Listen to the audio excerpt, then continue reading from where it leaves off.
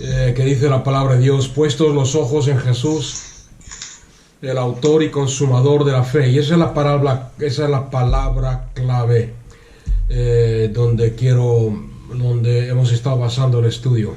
Cristo Jesús es el autor y consumador de la fe, es el que empieza la obra en ti y el que la termina, el cual por el gozo puesto delante de él mismo, soportó la cruz, y despreciando el oprobio se ha sentado a la diestra de Dios, del trono de Dios. En este solo versículo hay un montón de realidad que podíamos aquí estudiar, pero básicamente lo que está diciendo es una confirmación de lo que hemos estado aprendiendo. Cristo Jesús es el autor y consumador. Él es el que empieza la obra en ti y Él es el que la va a terminar. Y eso es lo que tenemos que aprender, es lo que vimos la semana pasada. Terminamos con esto: aprender a confiar en Él, aprender que el cristianismo tiene muy poco que ver contigo y casi todo, o por no decir todo, que ver con Cristo en ti, con tu confianza en Él, con tu reconocerlo a Él, con tu dejar de luchar y dejar que Él viva su vida en ti. Gálatas 2:20 dice: ya no vivo yo, mas vive Cristo en mí. Y precisamente la siguiente frase confirma lo que estoy diciendo. Dice: el cual, por el gozo puesto delante de él, soportó la cruz. ¿De qué gozo está hablando aquí? Está siendo latigado, está siendo golpeado, está siendo flagelado, está siendo escupido, está siendo burlado, está siendo menospreciado. Tiene que cargar con la cruz y llevarla sobre sus hombros al lugar de sacrificio, al lugar de la crucifixión, al Gólgota. Todo lo que él sufrió y pasó. Sin embargo, aquí dice: por el gozo puesto delante de él, sufrió lo que sufrió y soportó la cruz. ¿De qué gozo está hablando aquí? De lo que estamos hablando ahora, de que Cristo Jesús, cuando él tomó la decisión de morir por ti y por mí en la cruz del Calvario, fue precisamente para restaurar todo lo que se había perdido por causa del pecado, y restaurar. Y este es el plan de Dios desde la eternidad, este es el propósito de Dios desde la eternidad, y esta es la razón del por qué Él murió en la cruz del Calvario. Lo he dicho en otras ocasiones, muchos como evangelistas, como evangélicos, le damos mucho énfasis a la salvación de las almas, y predicamos y enfatizamos que Cristo Jesús murió por nuestros pecados y para salvarnos, para poder ir algún día al cielo. Todo eso, aunque es correcto, es simplemente, a ver cómo lo explico para que nadie me apedree ni me crucifique a mí. Todo eso es secundario, o es necesario, mejor dicho, es la puerta, es lo necesario para poder cumplir su propósito en nosotros, que es el formar a Cristo en nosotros, el tener muchos hijos. Acordarse que cuando Dios creó a Adán y Eva, les dio una orden y les dijo: tomad control, os doy autoridad y dominio sobre la tierra, procread, multiplicaos y sojuzgad la tierra y llenadla de la imagen y semejanza de Dios. Habéis sido creados a imagen y semejanza de Dios. Esa orden, ese plan, ese propósito no ha cambiado, sigue siendo el mismo. Dios quiere que esta tierra sea llena del conocimiento de la gloria de Dios a través de hombres y mujeres que aceptan el sacrificio de Cristo, que se dejan moldear por Cristo Jesús, para que Cristo Jesús sea visto en nosotros, a través de nosotros, al mundo entero, ¿ok? A través de nosotros. Para poder hacer eso, para poder lograr ese propósito, es lógico reconocer de que primero tuvo que redimirnos de nuestros pecados y hacernos nacer de nuevo, porque estábamos muertos en nuestros delitos y pecados. Pero una vez completado eso, una vez que tú has aceptado a Cristo Jesús como Señor y Salvador, tu razón de existir, tu propósito de ser, tu meta, si quieres decirlo así, no es el irte al cielo. Tu razón de ser y tu propósito de ser es dejar que Cristo cada vez más y más y más y más se deje ver a través de tu vida. Es lo que está diciendo aquí: puesto los ojos en Cristo, el autor y consumador de la fe. Ahora, Él empieza a moldearse, como vimos la semana pasada. Él entra en nosotros y mientras más lo dejemos, y esta es la parte que nos concierne a nosotros, todo lo demás lo hace Cristo. Mientras más lo dejemos, Él va moldeándonos para que lo que hay dentro, que es Cristo Jesús, se pueda ver por fuera. Por ejemplo, hay un montón de versículos que no sé si necesitáis leerlos o no, pero en 1 Corintios 1:30, por ejemplo, dice: Él se ha hecho nuestra sabiduría, justicia, santificación y redención. En Romanos 14:4, Él nos hace estar firmes en tiempos de problemas. En 1 de Tesalonicenses 3:11, Él dirige nuestros caminos. 2 de Tesalonicenses 3:5, Él dirige. ¿Os dais cuenta que es Él el que hace la obra y nosotros simplemente lo dejamos? Mientras más lo dejemos, Vimos en el último estudio, que la conciencia es muy importante. La voz del Espíritu es nuestra conciencia. Y vimos que si tenemos sobre toda cosa guardada, tenemos que guardar nuestra conciencia, pues es a través de la conciencia que Dios nos habla, que Dios se revela a nuestra vida, que Dios nos corrige, que Dios nos enseña, que Dios nos guía, que Dios nos muestra el camino, que Dios nos muestra si estamos haciendo lo correcto o no. Hay que cuidarla. Hay muchos creyentes que ya no sientes nada, cauterizada, se cauteriza. En nuestra conciencia podemos cauterizarla cuando insistimos en ignorar la voz del Espíritu Santo cuando nos habla a través de su palabra, a través del Espíritu, a través incluso de otros. O sea que Dios nos habla, nos corrige y nos enseña. También vimos, y estoy resumiendo un poco porque por el tiempo que ha pasado entre estudio y estudio, pero vemos de que Dios nos trata a través de que hay mucha diferencia, mejor dicho, entre la corrección de Dios y la condenación. La condenación viene de Satanás. Satanás es el que nos condena. Satanás es el que te va a condenar y te va a decir: no sirves, no eres digno, nunca vas a lograr el ser como Cristo, nunca vas a lograr el ser usado por Dios, mientras que el Espíritu Santo, a través de la palabra, te va a corregir, te va a decir: has perdido tu primer amor, acuérdate de dónde lo has perdido, vuelve atrás, arrepiéntete, vuelve, y al tomar ese primer amor, a reavivarlo. Le dice a Timoteo: te has dejado por causa de la persecución y de la oposición, porque muchos se burlan de ti porque eres joven, no te respetan, no hacen caso cuando tú hablas. Vuelve, has permitido que el fuego de tu espíritu, el fuego de Dios, del don de Dios que fue impartido, que te fue dado por impartición de mis manos, lo has dejado apagar. Vuelve a avivar. Eso es la corrección de Dios. Aviva el fuego. Mientras que la condenación, Satanás te va a decir: mira lo que has hecho, has permitido que las circunstancias te apaguen el espíritu, ahora estás frío, ya no amas a Dios, has perdido el primer amor, has dejado que se apaguen las llamas. Eso es condenación. La corrección de Dios es muy diferente, siempre va a procurar y a llevarte a la restauración. ¿Ok? Entonces vamos creciendo en el Señor. Vimos en el último estudio vimos que empezamos como niños recién nacidos, pero vamos creciendo.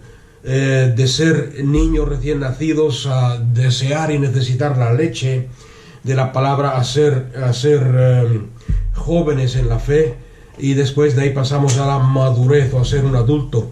Y es esa parte de ser adulto la que vamos a ver hoy. Brevemente vamos a ver algunos versículos en la Biblia. En Efesios 4:13 Efesios 4:13 al 15, dice la palabra de Dios, hasta que todos, o sea que aquí vemos el tratar de Dios.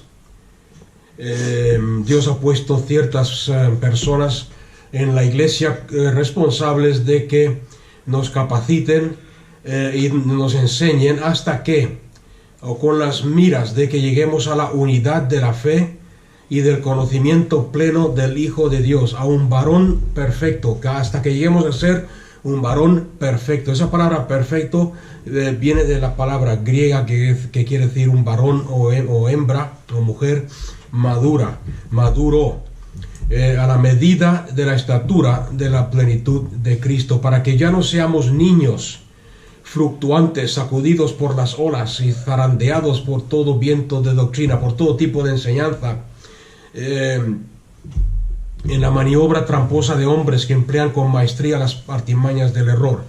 ¿Os dais cuenta que le está hablando aquí a la iglesia? O sea que ¿quién son estos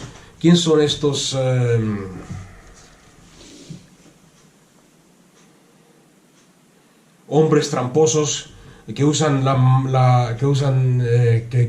engañan y que emplean maestría de artimañas del error y todo tipo de trampas y de medias verdades? Es lógico entender que si le está hablando a la iglesia, estos hombres no están fuera, porque la iglesia supuestamente no va a hacer caso a maestros fuera de la iglesia, sino que está hablando de gente líderes dentro de la iglesia, que zarandean a la gente infantil con todo viento de doctrina, tramposos, que emplean con maestría, o sea que son muy buenos en hacer esto, de convencer a la gente en las artimañas del error, sino que hablando verdad, en amor, crezcamos en todas las cosas en aquel que es la cabeza, que es Cristo Jesús. O sea que aquí nos habla de una madurez. La madurez es un nivel de crecimiento en Cristo donde no puede venir cualquiera con cualquier enseñanza popular, ¿okay? Porque iba a decir alguna enseñanza nueva, pero no hay nada nuevo, como dice Salomón, debajo del sol. Lo que a nosotros nos parece nuevo ya son cosas que se enseñaban hace 100 años, 150 años atrás, etc. Saber en quién hemos creído, saber discernir qué nos están enseñando, quién nos está enseñando y qué nos están enseñando. Toda enseñanza, todo propósito de enseñanza bíblica, toda enseñanza bíblica tiene que llevarte a este fin que estamos viendo aquí en Hebreos 12, a la estatura y a la medida de la madurez de Cristo Jesús, a la medida de Cristo. Toda enseñanza bíblica tiene que formar a Cristo en ti, no formar a ti en ti. ¿Okay? Esa es una enseñanza muy popular hoy en día, la enseñanza, el evangelio de egocéntrico, cómo ser mejor cristiano, cómo ser mejor persona, cómo ser popular entre la gente, cómo ser... todas estas cosas se predican hoy en muchos púlpitos. No está hablando de eso. Toda enseñanza bíblica tiene que llevarte a la madurez, a formar a Cristo en ti, formar a Cristo en ti. Leemos otro versículo en Hebreos 5. Hebreos 5, versículos 12 y 13. Dice: porque debiendo ser ya maestros, en razón del tiempo que lleváis en el Evangelio, tenéis necesidad de que alguien os enseñe otra vez los primeros rudimentos de los oráculos. La palabra oráculos quiere decir revelación o palabra de Dios. Y habéis venido a ser como los que necesitan leche y no alimento sólido, porque todo el que usa de leche es inexperto en la palabra de justicia, porque es recién nacido. La palabra de justicia es el evangelio de justicia. Por las llagas de Cristo Jesús yo fui justificado, mis pecados fueron perdonados, yo soy una nueva criatura en Cristo. Si tú como creyente, y es un buen momento al hacer estos estudios de meditar y de examinarnos, si tú como creyente que has aceptado a Cristo Jesús como el Señor y Salvador de tu vida, tienes problemas de condenación, tienes problemas de creer que no no has hecho lo suficiente para agradar a Dios, o no estás haciendo lo suficiente para agradar a Dios, de que Cristo Jesús te ha justificado, de que eres hijo de Dios, de que Dios te ama, de que Dios te acepta, entonces es porque todavía estás tomando leche y no has entendido la palabra de justicia que dice: por las llagas de Cristo yo fui justificado. Pero como dice el versículo 14, pero el alimento sólido es de los perfectos, de los perfectos, acordarse perfectos es maduros, de los maduros, de los que por la práctica, por vivir, por la experiencia, tienen los sentidos del espíritu ejercitados para discernir entre el bien y el mal. O sea que cuando yo digo que eres la justicia de Dios en Cristo Jesús, que tus pecados han sido perdonados y todo lo que la palabra de Dios nos enseña, el evangelio de justicia y de gracia, no quiere decir que tengas libertad para hacer lo que quieras y vivir como quieras. Quiere decir que cuando eres maduro, sabes discernir cuando estás siendo condenado por Satanás y cuando estás siendo corregido por Dios. Sabes discernir cuando algo es bueno y cuando algo es malo. Para hacer lo bueno y no hacer lo malo. Sabes discernir, como vimos el sábado pasado, anterior, cuando tú tienes libertad de hacer tienes libertad de hacer en Cristo Jesús ciertas cosas, pero cuando eres maduro sabes discernir y sabes que si esas cosas las haces delante de alguien que es débil en la fe, lo puedes hacer tropezar y puede ser piedra de tropiezo, y sabes entonces decir: pues no, aunque tengo libertad para hacerlo, no lo hago, decido no hacerlo. ¿Por qué? Porque hay un hermano o una hermana que es más débil que yo en el Señor y no quiero ser piedra de tropiezo. Todo esto, no sé si os dais cuenta, ¿qué está haciendo? Está reflejando el carácter de Cristo, está reflejando a Cristo en nosotros. En Hebreos capítulo 6, del 1 al 3, estos versículos yo creo que todos los conocéis ya de memoria. Dice: por tanto, dejando los principios elementales. Aquí está hablando de principios, doctrinas, enseñanzas elementales. Elemental quiere decir básico, grado 1, primer grado, primera clase. Dejando los principios elementales. Y fijarse bien cuáles son los principios elementales de la palabra de Dios. Avancemos a la madurez, no echando otra vez el fundamento de él. Y nos menciona cuáles son las enseñanzas elementales. El arrepentimiento de obras muertas, la fe en Dios, la doctrina de bautismos, la imposición de manos, la resurrección de muertos y el juicio eterno. Estas enseñanzas que menciona aquí Pablo, el escritor a los hebreos, son lo rudimental, lo elemental, lo básico.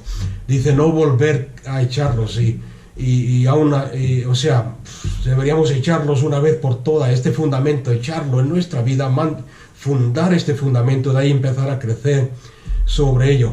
Fijarse bien que empieza diciendo arrepentimiento de obras muertas.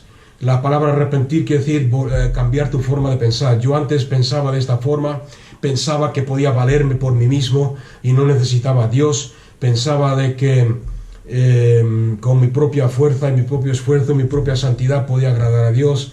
Pensaba que lo sabía todo, pensaba que era maduro, pensaba que siendo fuerte voy a vencer.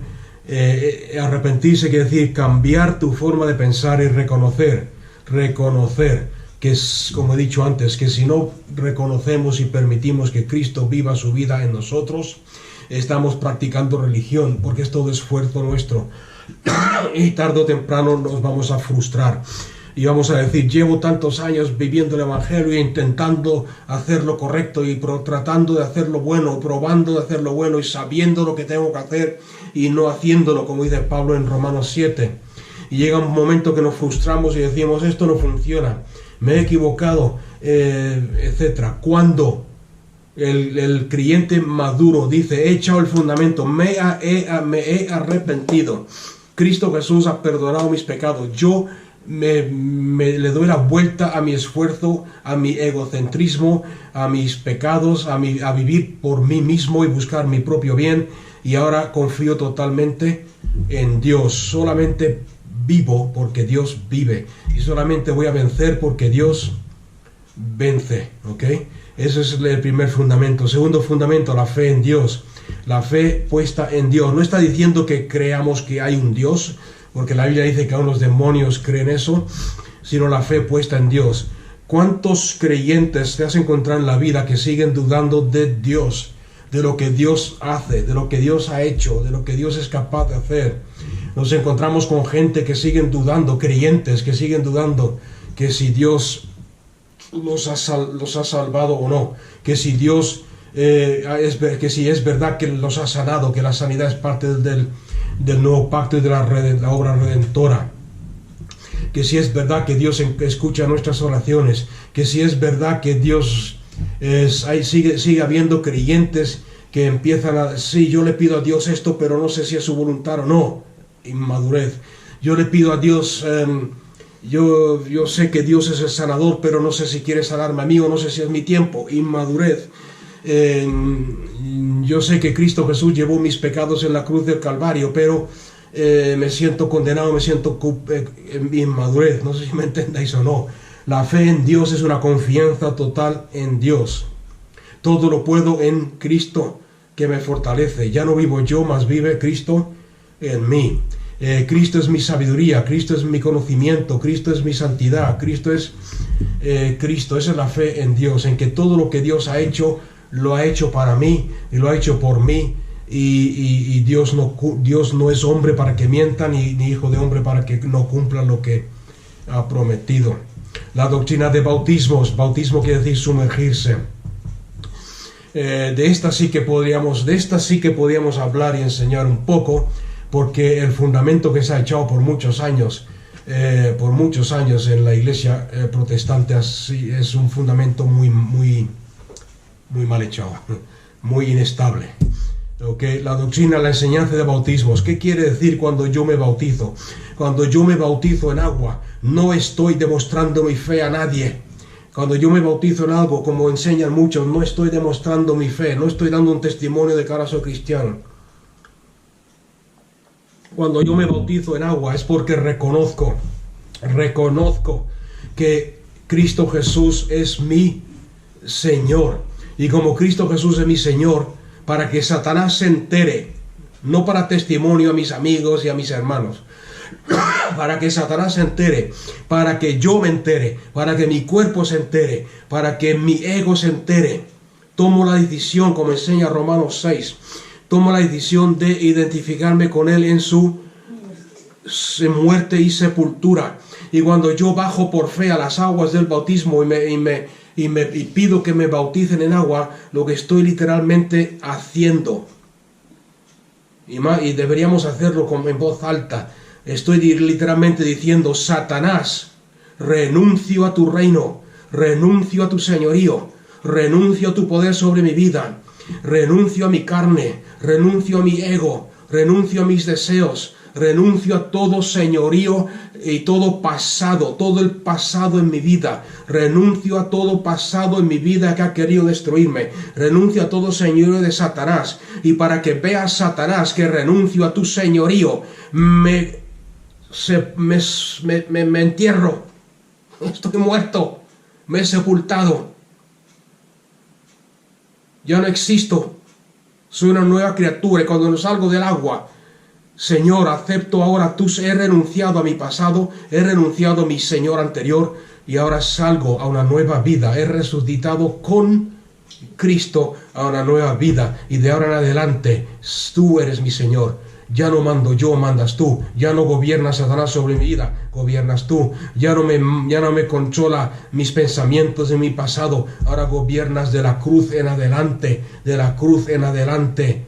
Y esto es importante, de la cruz en adelante. Desde el momento que yo me bautizo, soy una nueva criatura. No tengo pasado, no tengo herencia, no tengo pecados generacionales, no tengo cadenas ni maldiciones generacionales. porque eso quedó ahí enterrado. Soy una nueva criatura. El momento que entendamos eso, que entendamos lo que es el bautismo verdadero. Y no estoy diciendo que el bautismo salva, solamente salva tu fe en Dios. Lo que estoy diciendo es que el momento que hagamos esa declaración, dejo mi pasado y mi señorío antiguo. Satanás, ya no puedes enseñorearte de mí. Renuncio a tu señorío. Y para que sepas que lo tomo en serio, me sepulto, me muero. Y del momento que sales del agua, eres una nueva creación. El momento que entendamos ese concepto, no necesitaríamos escribir libros ni tener tantas sesiones de consejería y de sanidad interior y de todos estos conceptos modernos que se han inventado para cubrir una falta de enseñanza de lo que es el verdadero cristianismo. La doctrina de bautismos, la imposición de manos es lo mismo.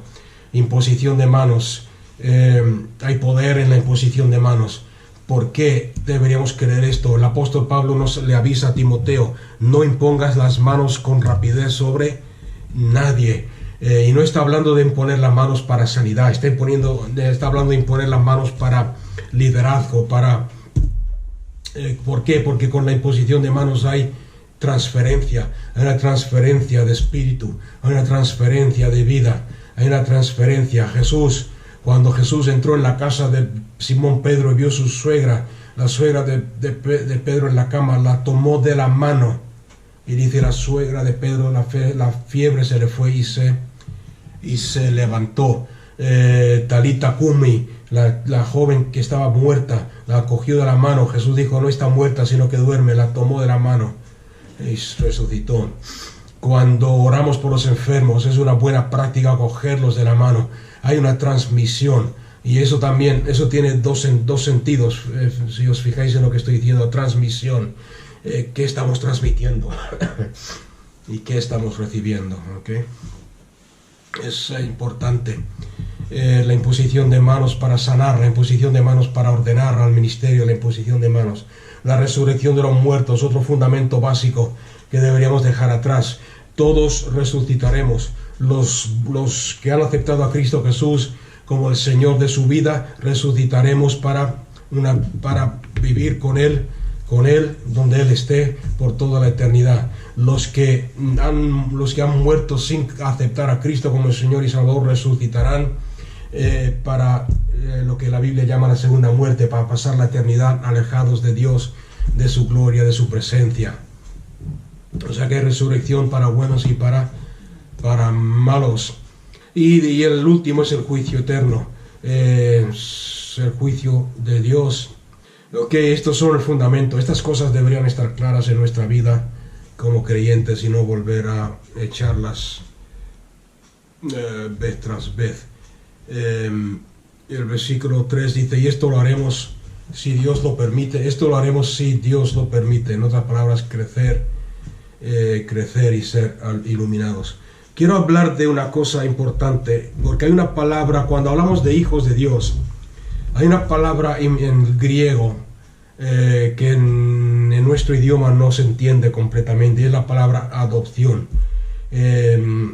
Cuando entramos en esta, o muchos se preguntarán, ¿qué tiene que ver la adopción con el ser maduro, Porque en la cultura griega, en la cultura hebrea, la cultura griega, la cultura hebrea, la cultura romana, en los tiempos de Cristo Jesús, la adopción era un concepto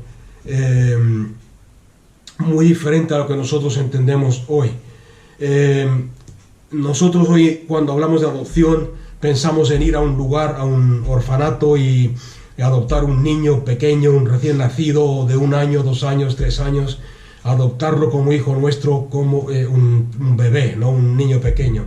Sin embargo, en la palabra de Dios, en el primer siglo, en la cultura griega, hebrea y romana, como he dicho antes, la palabra adopción se usaba para declarar incluso a tus propios hijos. Los romanos y los griegos adoptaban a sus propios hijos. En otras palabras, un matrimonio tenía hijos, eran pequeños, niños, jóvenes, adolescentes, iban creciendo. Y cuando llegaban a una edad de madurez, que el padre sabía que iba a ser responsable, que podía depender de él para llevar los negocios de la familia, para llevar los negocios de la casa, cuando el padre se daba cuenta que había llegado a un cierto nivel de madurez, lo adoptaba. Entonces la palabra adoptar en el Nuevo Testamento quiere decir adoptar no como relación, sino como posición. La semana pasada vimos que un niño tiene la naturaleza de su padre. Cuando tú y yo aceptamos a Cristo Jesús como Señor y Salvador, recibimos su naturaleza. Yo tengo la naturaleza de Cristo. Pensar igual, tener los mismos gustos o muy similares, parecerse físicamente. Ahora, eso es nacer. Cuando tú naces de nuevo, recibes la naturaleza de Cristo. Pero llega un momento que empiezas a crecer en las cosas de Dios, empiezas a madurar en las cosas de Dios, y llega un momento cuando Dios dice, ahora te adopto.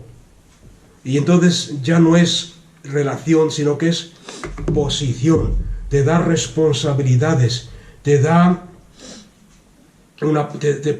te pone una posición de adulto. Vamos a ver un versículo si queréis, en Gálatas 4, del 1 al 5. Aquí lo dice bien claro, dice en Gálatas 4, del 1 al 5, dice, pero digo esto, mientras el heredero es un niño pequeño, aunque es señor de todo, porque es heredero, en nada se difiere de un esclavo, sino que está bajo tutores y administradores hasta el plazo prefijado por el Padre. Así también vosotros, cuando éramos niños, estábamos esclavizados bajo los rudimentos del mundo, pero cuando vino el cumplimiento del tiempo, Dios envió a su Hijo, nacido de mujer, nacido bajo la ley, para que redimiera a los que estaban bajo la ley, a ti y a mí, a fin de que recibiéramos la adopción de hijos.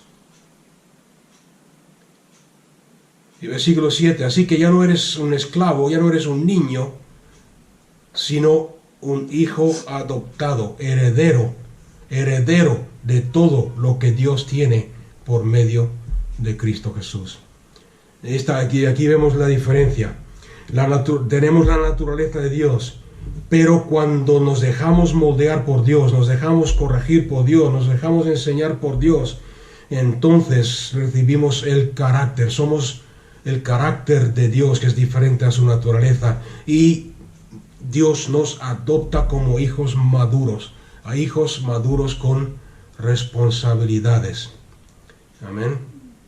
Y eso es lo que la palabra de Dios nos está enseñando, eso es lo que quiero que veamos en esta tarde. En Hebreos 2:10, la Biblia habla mucho de esto, de hecho habla más de los hijos adoptados que de los hijos.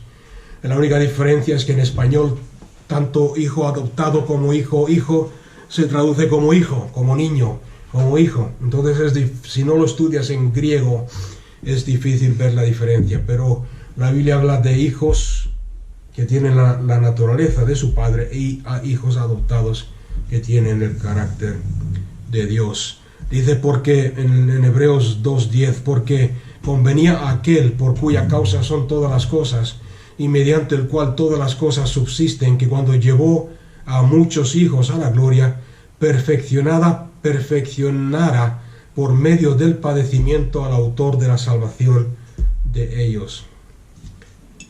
Porque el que santifica y los que son santificados son todos de uno, de Cristo Jesús. Por esta razón no se avergüenza, Cristo Jesús no se avergüenza de llamarnos hermanos y hermanas. Hermanos, ¿por qué? Porque cuando estamos en Cristo hemos recibido el carácter de Dios. Acordarse que cuando la Biblia habla de hijos e hijas. ¿Okay? Hoy en día hay que tener cuidado con eso, pero es la misma cosa. Amén. Entonces tenemos que dejarnos moldear por Dios, dejarnos crecer por Dios. Quiero dar un consejo. Si hay algún creyente nuevo entre nosotros o está escuchando este estudio, un poco de consejo antes de seguir. El comienzo de la vida cristiana es muy fácil.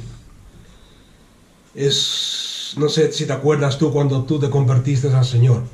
Había mucho gozo, ¿no? Lo que llaman muchos el primer amor, el gozo, ¡guau! Soy cristiano, he aceptado a Cristo Jesús, me siento, uno se siente como que flota en las nubes, la presencia de Dios, etcétera, etcétera. El final de la vida de un cristiano también está llena de gozo. Si crees en Cristo, ¿por qué? Porque dice, voy a encontrarme con mi Salvador, voy a su presencia, voy a recibir mi galardón, tal. Pero el problema está en la parte entre medio del nacimiento y del final de la vida del creyente.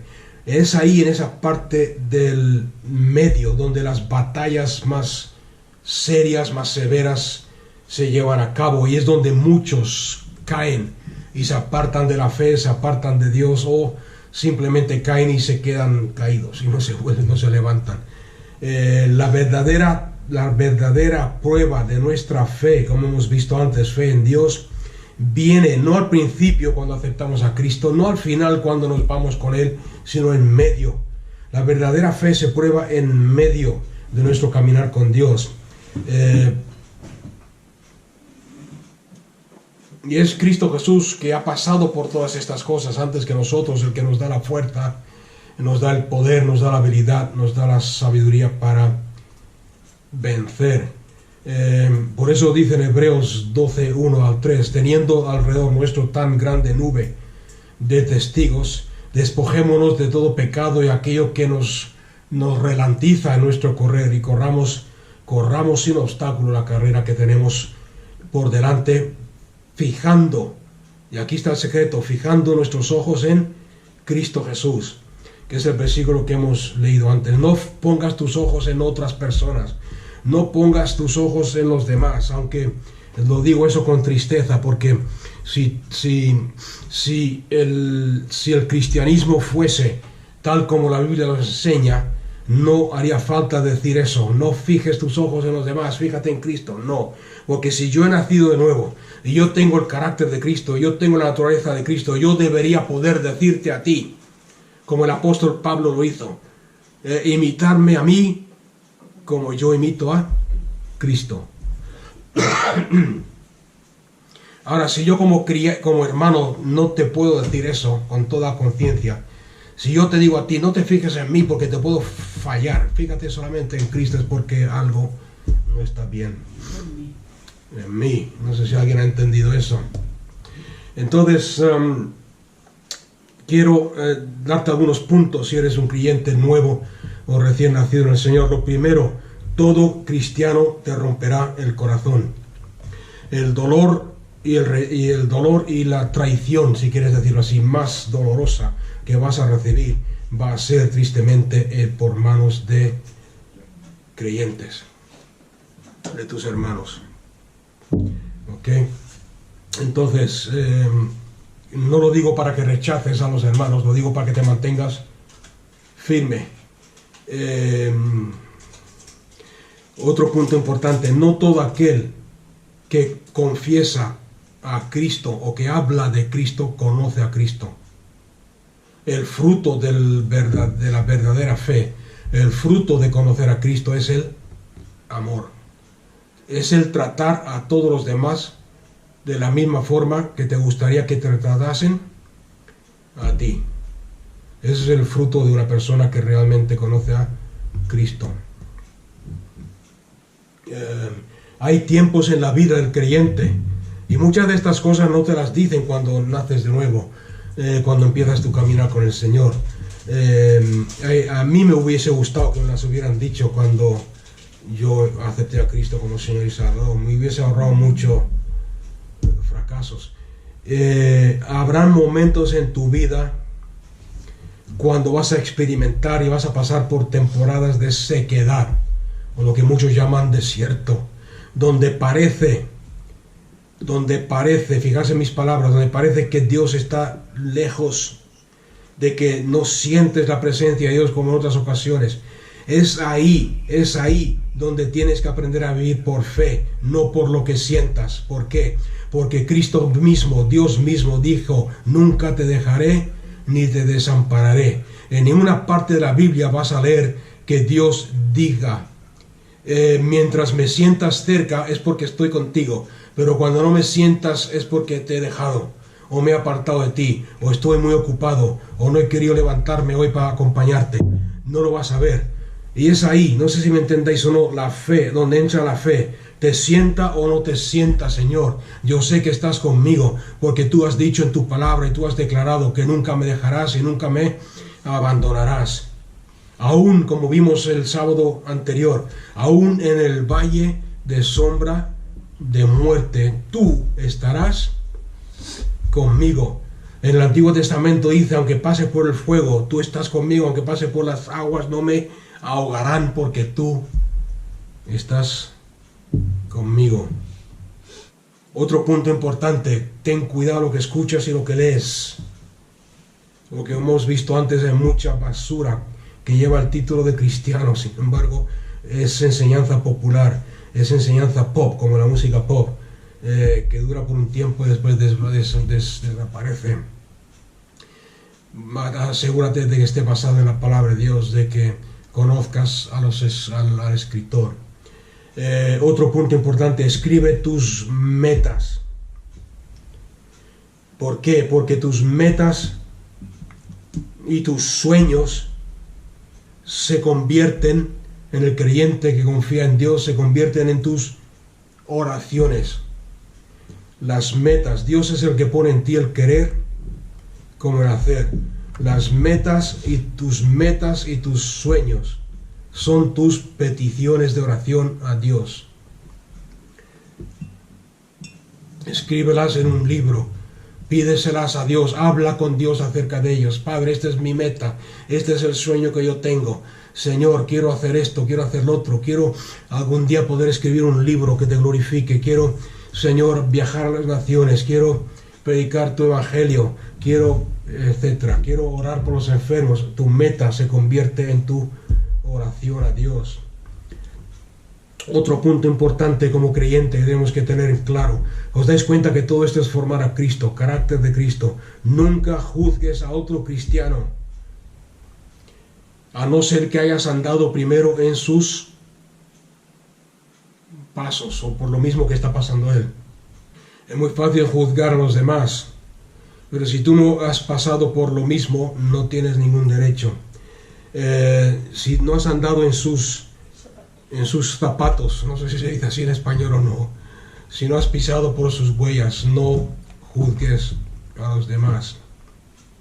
En Mateo 7:12, un versículo dice, así que todo cuanto queréis que os hagan los hombres, así también hacedlo vosotros, porque esta es la ley y los profetas. La ley de Dios se resume en esto: todo lo que tú quieras que los demás te hagan a ti, hazlo tú a ellos. O siempre, ok, sobre todo si son creyentes, siempre busca lo mejor en los demás, siempre piensa lo bueno de lo demás. El amor, que dice 1 Corintios 13, el amor todo lo cree, el amor todo lo cree, siempre cree lo mejor, siempre piensa lo mejor de los demás, hasta que te demuestren lo contrario. Y una vez que te demuestran lo contrario, los sigues amando, porque Dios dice, ama a tus enemigos.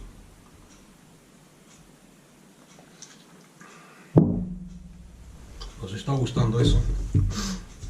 ¿No?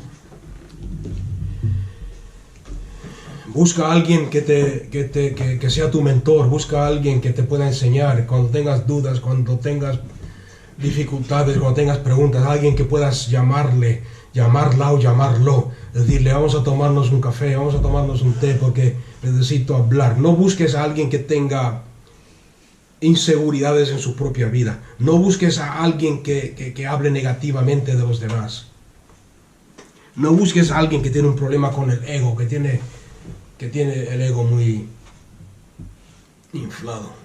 Busca una persona humilde que camina con Dios, que cuando tengas problemas, tengas dudas, tengas preguntas, puedas llamarle y decir, quiero hablar.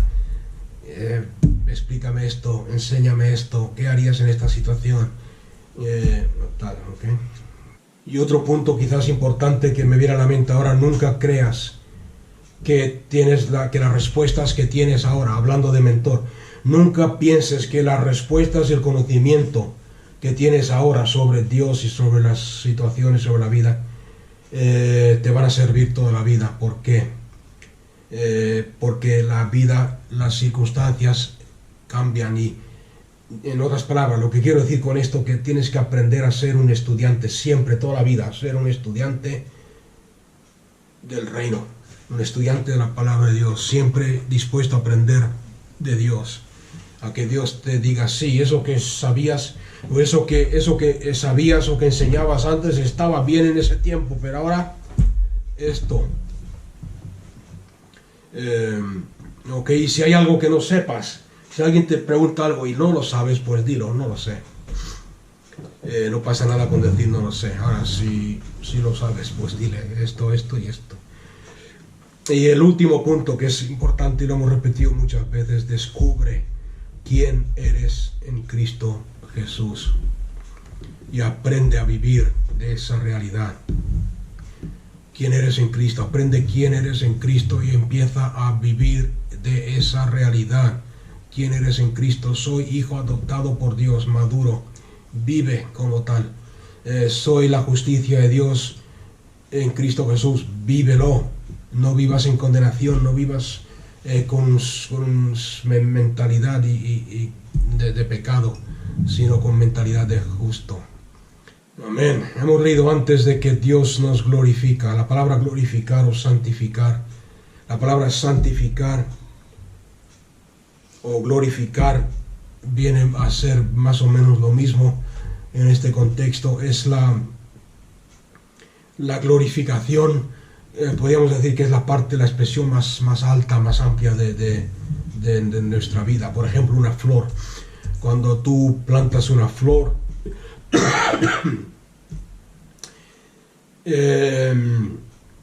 la parte más gloriosa de la flor no es cuando sale el tallo, no es cuando echan las hojas. La parte más gloriosa de la flor, cuando sale la flor, cuando se abre la flor en todo su esplendor y manifiesta todo su color, su perfume y su hermosura. La vida cristiana es lo mismo. El glorificar a una cosa o a una persona es sacar afuera o manifestar la excelencia, el valor, lo precioso que hay oculto en esa persona, lo más valioso, lo de más valor, lo más precioso. En la palabra de Dios nos dice que la creación misma gime a una hasta que los hijos de Dios sean manifestados, hasta que lleguemos a manifestar nuestra posición como hijos de Dios al mundo. Cuando empecemos como creyentes a andar en este mundo como verdaderos hijos de Dios, no como pecadores redimidos, no como simples cristianos, la minoría del mundo, el desprecio del mundo, no como débiles que no tenemos fuerza. No sé si me estáis entendiendo o no, sino viviendo en la manifestación de lo que somos en Cristo. Es cuando el mundo se va a dar cuenta: aquí pasa algo, aquí hay algo. Lo voy a decir de esta forma, y no sé si vais a entenderme o no, pero un cristiano verdadero, un cristiano maduro, no se nota por lo mucho que sabe de la Biblia, por lo bien que enseña, por lo bien que habla, por el conocimiento que tiene de la palabra de Dios. Un creyente verdadero se nota por cómo vive y manifiesta la palabra, lo que ha aprendido, lo que ha recibido de Dios. Amén. La Biblia está llena de ejemplos de esos. Y todo esto ocurre desde nuestro interior. El cristianismo, la madurez y el crecimiento no es algo que se produce de afuera hacia adentro. Es algo que tiene que salir de dentro, Cristo en nosotros, hacia afuera. El momento que tú te arrepientes y crees que Cristo Jesús es el Señor de tu vida, Él viene a morar en ti como una semilla, si quieres decirlo así, de esa forma. Y empieza a moldearse. La semilla empieza a crecer, empieza a cambiar, empieza a dominar tu alma, empieza a dominar tu mente, empieza a dominar mientras vas creciendo y mientras te vas sometiendo a la voluntad de Dios y a la palabra de Dios, empieza a transformarte.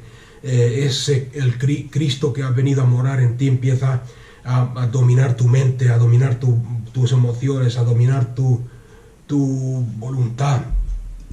Y es la transformación de dentro hacia afuera de Cristo Jesús en nuestra vida. Entonces el secreto, quizás si quieres decirlo así, a la transformación y al discipulado verdadero y al cristianismo verdadero es aprender cómo vivir por la vida de Cristo que está en ti. Cómo dejar que Cristo que está en nosotros viva a través de nosotros. O sea que lo voy a decir de otra forma. El cristianismo no se trata de seguir a Cristo.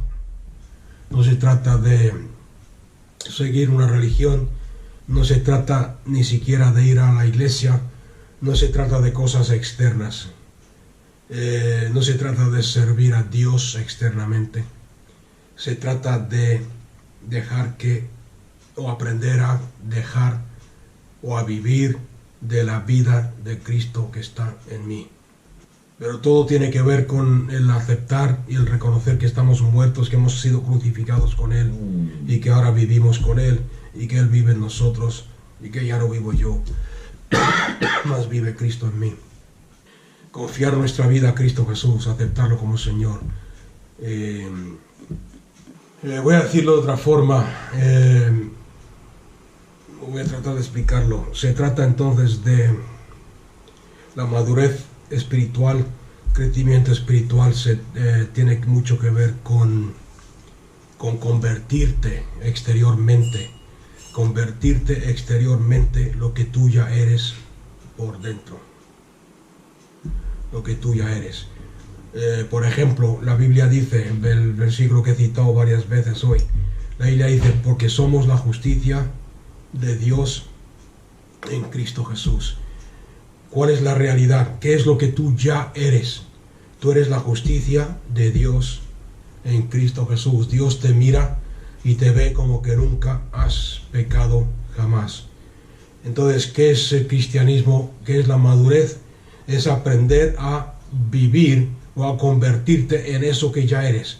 Si tú eres la justicia de Dios en Cristo Jesús y Él te ve a ti como justo, como que nunca has pecado jamás antes, entonces, ¿cómo me convierto en eso? ¿Cómo vivo esa realidad? Vivo esa realidad no sintiéndome condenado, vivo esa realidad acercándome, como dice Hebreos, en confianza ante la presencia de Dios el Padre, como dice Hebreos 4, entrando a su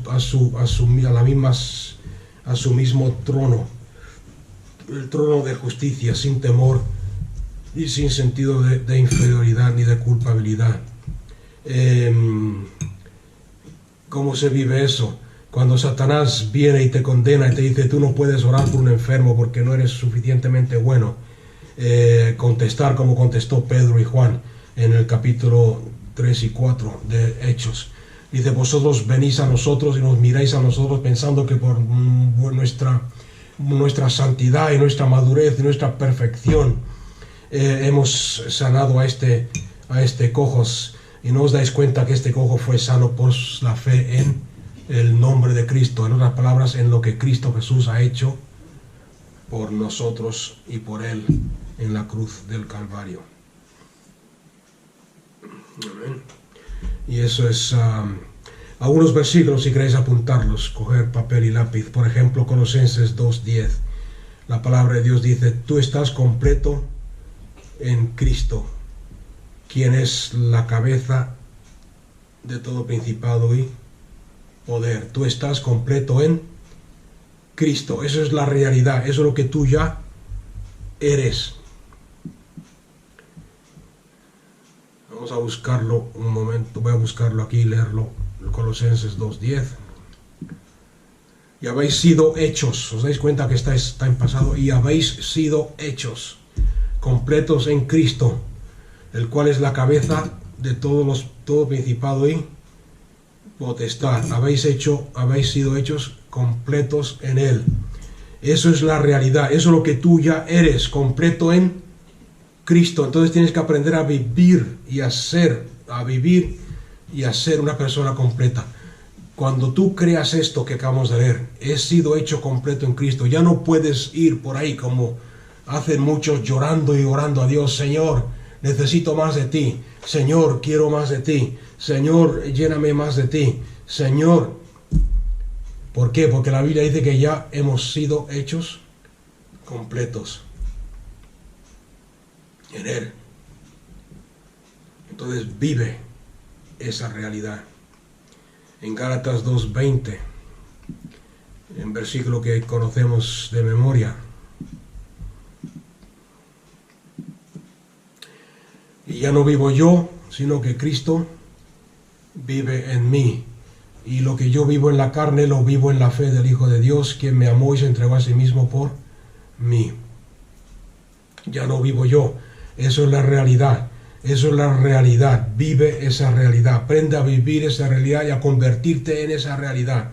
En una persona que ya no vive, sino que Cristo vive en mí. Ya no es por mi fuerza, sino por la vida de Cristo. Ya no es por mi esfuerzo, sino por la vida de Cristo en mí. Ya no vivo yo. Entonces el pecado ya no es un problema, ya no me atrae, porque vive Cristo en mí. Cristo Jesús fue tentado en todo, igual que yo, pero sin pecar, porque el pecado no lo atrajo. ¿Me entendéis? Son ejemplos de cómo se vive la realidad de lo que ya somos. Romanos 6:2 es un versículo similar a este, porque hemos muerto al pecado. Por lo tanto, consideraos muertos al pecado. Efesios 2:5, habéis sido hechos vivos en Cristo Jesús. Aun estando nosotros muertos en delitos, nos dio vida juntamente con Cristo. Nos dio vida juntamente con Cristo. Somos libres, dice Romanos 8:2, libres de la ley del pecado y de la muerte. Primera de Juan 5:18, hemos nacido de Dios y el maligno no puede tocarnos. ¿Cómo se vive esa realidad? Pues dejar de confesar y de ir por ahí diciendo que Satanás me está atacando, Satanás me está haciendo esto, Satanás me está tocando, Satanás. Hemos nacido de Dios y el maligno no puede tocarte. En Efesios 1:4 y 1 de Pedro 1:16, porque vosotros sois santos y sin condenación ante sus ojos en amor. Entonces, ¿cómo se vive esa realidad? ¿Cómo se convierte uno en esa realidad? Pues eso, viviendo como santo, no viviendo como un pecador, viviendo como victorioso, no viviendo como un fracasado, viviendo como una persona libre de pecado, no como alguien con culpabilidad. Filipenses 4:7, y podemos leer el Nuevo Testamento entero, está lleno de ejemplos. Filipenses 4:7 dice, porque habéis recibido, pasado la paz de Dios que sobrepasa todo entendimiento. Por eso la Biblia dice que todo aquel que vive en preocupación está pecando contra Dios. ¿Por qué? Porque hemos recibido la paz de Dios. Dios es nuestro Dios, nuestro Padre. La fe completa en Dios, no en las circunstancias, no en lo que tenemos o no tenemos, no en lo que nos falta o nos deja de faltar, sino en Dios. En 1 Juan 4:4, el Dios Todopoderoso vive en nosotros, porque más grande es aquel que está en ti que aquel que está en el mundo. Entonces, ¿por qué cada vez que Satanás susurra en nuestro oído o estornuda, nos llenamos de temor y de miedo? Uy, el diablo, el diablo, el diablo. Más grande es el que está en ti que el que está en el mundo. Smith Wigglesworth, que era un inglés así rechonchón, pequeñito y regordete. Él siempre decía, cuando le preguntaban, él decía, yo soy 1000 veces más grande por dentro que lo que veis por fuera. ¿Por qué? Porque más grande es aquel que está en mí que aquel que está en el mundo. Romanos 5:7, porque habéis recibido el don, habéis recibido, pasado, el don de justicia, y reinéis, reinéis, no sé si lo estoy pronunciando bien, el español es un poco difícil. Vamos a verlo en Romanos 5:17. Y reináis en vida mediante uno que es Jesucristo.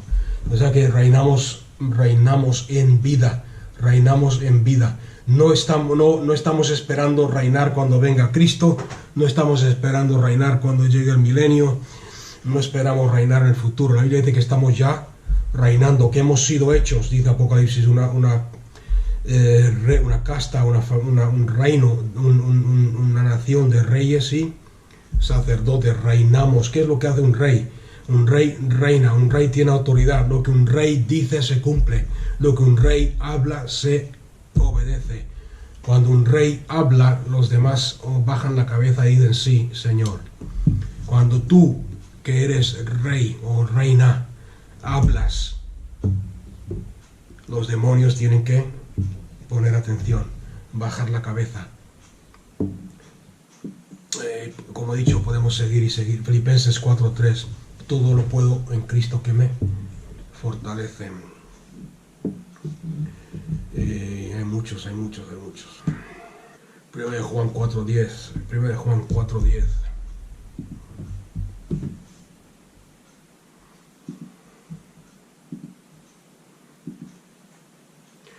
En esto está el amor, en esto existe, en esto está el amor.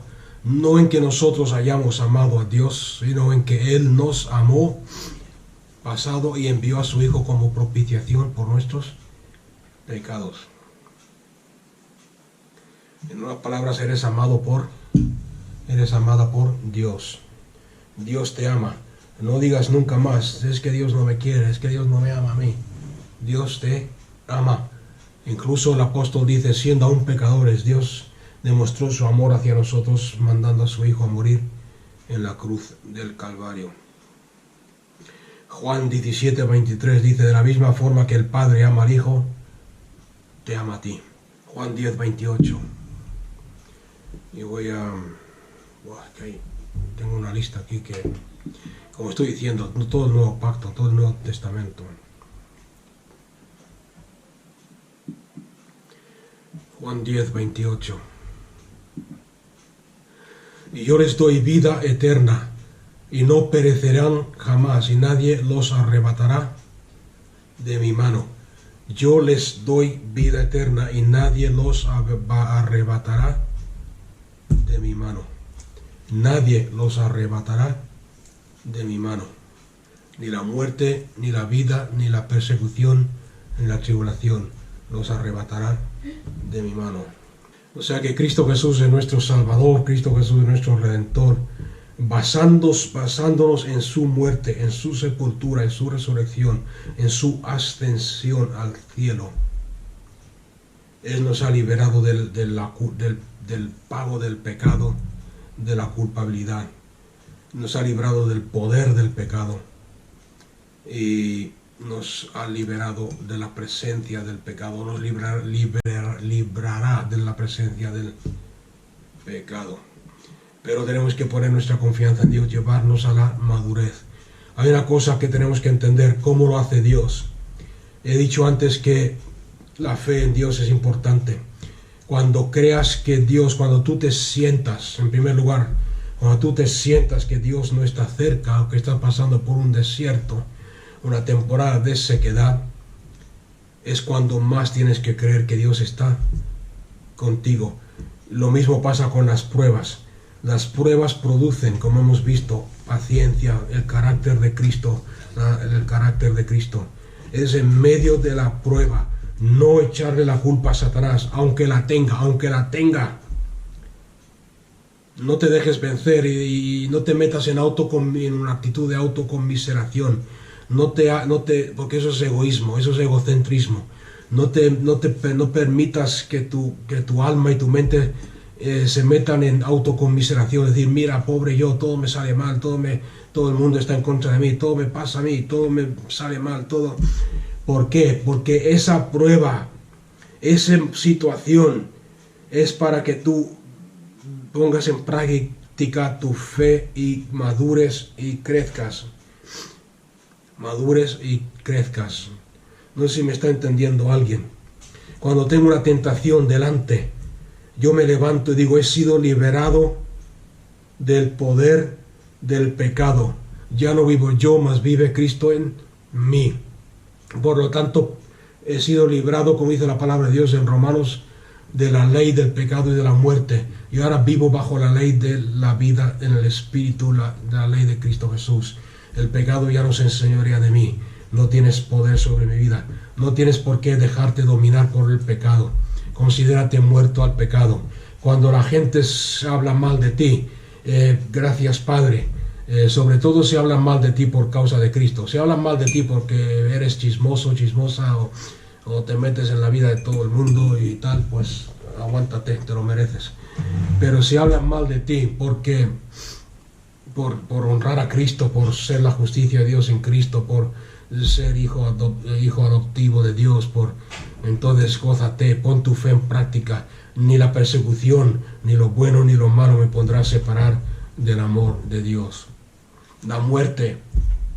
Hablaba con mi esposa esta mañana sobre la muerte, hermanos que hemos conocido, que han muerto. ¿Cuál es la fe? La fe no es la fe o ¿qué es lo que hace la autoconmiseración? La autoconmiseración, el egoísmo responde a eso y dice, ¿por qué si esa persona creyó en Dios, por qué se fue? ¿Por qué se la llevó Dios? ¿Por qué se fue antes de tiempo? ¿Por qué si creía en Dios, por qué no vio la libertad? ¿Por qué no vio tal? Eso es la inmadurez. La madurez dice, si el Señor si se fue con el Señor, está mejor que antes. Está en un lugar donde yo quisiera ir. Está en un lugar donde yo quisiera estar. Pero Dios sigue siendo Dios. Dios sigue estando en control. Dios sigue siendo el sanador. Dios sigue siendo el que llevó mis dolencias en la cruz del Calvario. No sé si alguien me está entendiendo o no. Esa es la madurez.